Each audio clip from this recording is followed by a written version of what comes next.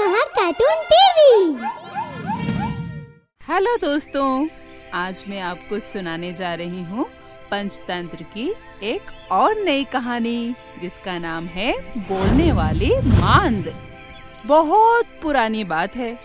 एक बड़े ही भयंकर जंगल में एक शेर रहता था।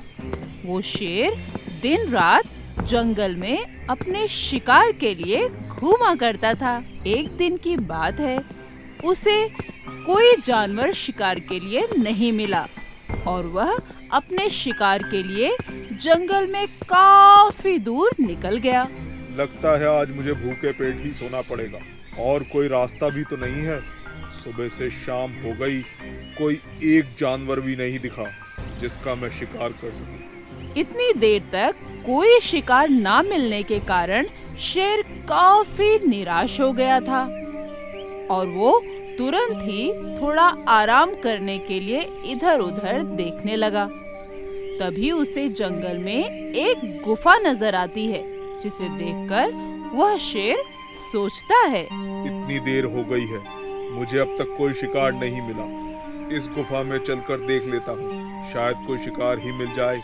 और चलते चलते काफी थक गया हूँ, थोड़ा आराम भी कर लूंगा। ये सोचकर शेर गुफा के अंदर चला जाता है, लेकिन उसे गुफा में कोई जानवर नजर नहीं आता।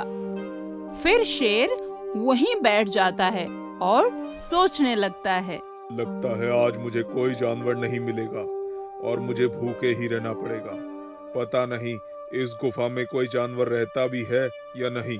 दरअसल इस गुफा का मालिक एक सियार है, जो शिकार की तलाश में जंगल के दूसरी तरफ पहुंच गया है।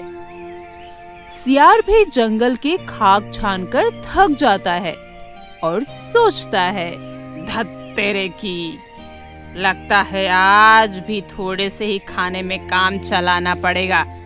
मेरा तो सारा दिन यूं ही गया, अब मुझे भूखे ही रहना पड़ेगा। गुफा से निकलते हुए काफी देर हो गई है। इससे पहले कि रात हो जाए, मुझे अपनी गुफा की तरफ वापस चलना होगा।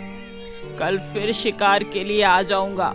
यह सोचता हुआ सियार अपने गुफा वाले रास्ते पर तेजी से निकल पड़ा और इधर वह शेर उसी गुफा में बड़े ही आराम से विश्राम कर रहा था और सोच रहा था, ये गुफा जरूर किसी न किसी जानवर की होगी। उस जानवर ने जब आना होगा तब आए, अब मैं यहाँ से नहीं हिलूंगा।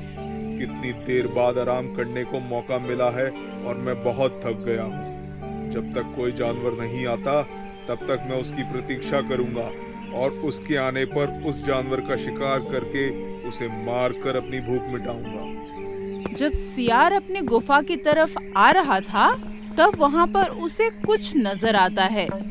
उसे किसी जानवर के कदमों के निशान नजर आते हैं और वो उन्हें ध्यान से देखने लगता है।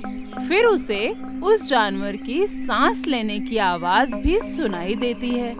लगता है इतनी देर गुफा से बाहर रहने के कारण मेरी गुफा में कोई जानवर घुस आया है और यह उसके कदमों के निशान हैं, जो गुफा के अंदर तो जाते हैं लेकिन गुफा के बाहर नहीं आते। मुझे लगता है कि मुझे अभी इस गुफा में नहीं जाना चाहिए।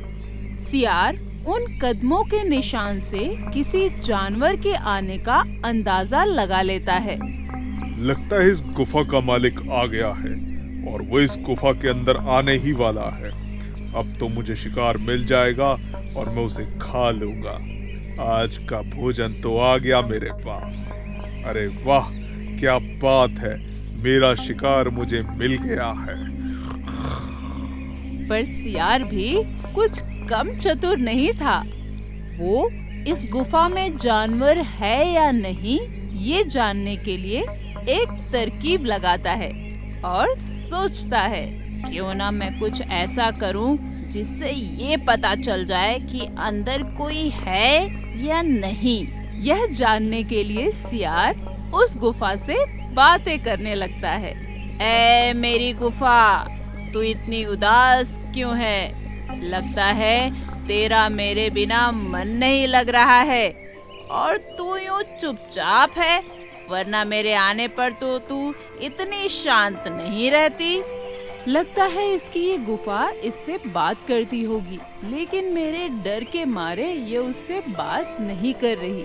ये सोचकर शेर परेशानी में और हड़बड़ाहट में बाहर बैठे सियार को गुफा बनकर जवाब दे देता है।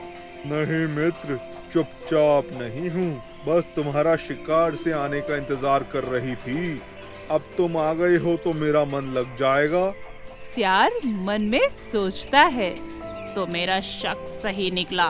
इसका मतलब गुफा में कोई शेर है जो शिकार की तलाश में निकला हुआ है। कहीं ऐसा ना हो कि मैं ही उसका अगला शिकार बन जाऊं। मुझे यहाँ से चले जाना चाहिए। शेर की आवाज सुनकर सियार फौरन ही होशियार हो जाता है और बिना कुछ आवाज किए वहां से भाग जाता है।